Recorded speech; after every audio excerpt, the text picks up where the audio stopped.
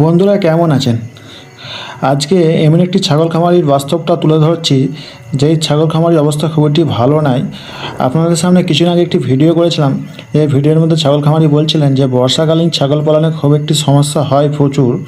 তো আমি মাত্র একদিন আগে ভিডিও করেছিলাম। আজকে কিন্তু দেখুন, ঠিক 2 থেকে 3 দিন বাদে দেখতে পাচ্ছি তার ছাগল খামারে কিন্তু পুরোটাই জল জমে ভর্তি হয়ে গেছে।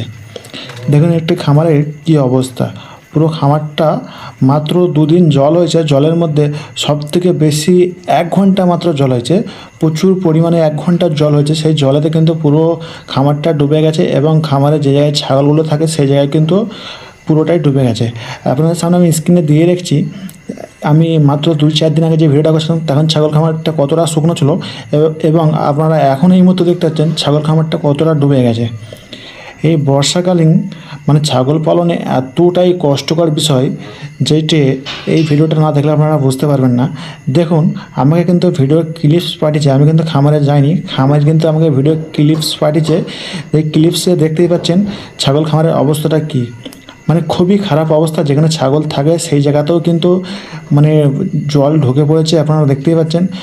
কিছুটা উনি আগে কিনে রেখেছিলেন, যেটা এলিভেটের সেটে যেই প্লাস্টিক বোর্ডগুলো থাকে, সেই প্লাস্টিক বোর্ডগুলো কিন্তু উনি বিছিয়ে দিয়েছেন যাতে ছাগলগুলো কিছুটা হলেও সুরক্ষিত থাকে। তো যারা ছাগল পালন করছেন অবশ্যই এই ভিডিওটা দেখলে বুঝতে পারবেন যে ছাগল পালন করাটা কতটা রিস্ক বা কতটা ঝামেলা। উনি বলেইছিলেন যে ছাগল বিশেষ করে রাতবেলায় যে জায়গায় থাকে সেই জায়গাটায় খুব একটা উঁচু না হলেও চলবে, কিন্তু এখন যা দেখা যাচ্ছে যে রাতও যেখানে থাকবে সেই জায়গাটাও যেন উঁচু থাকে, এবং দিনের বেলায় যে জায়গাটা থাকে সেই জায়গাটা কিন্তু যেন উঁচু থাকে।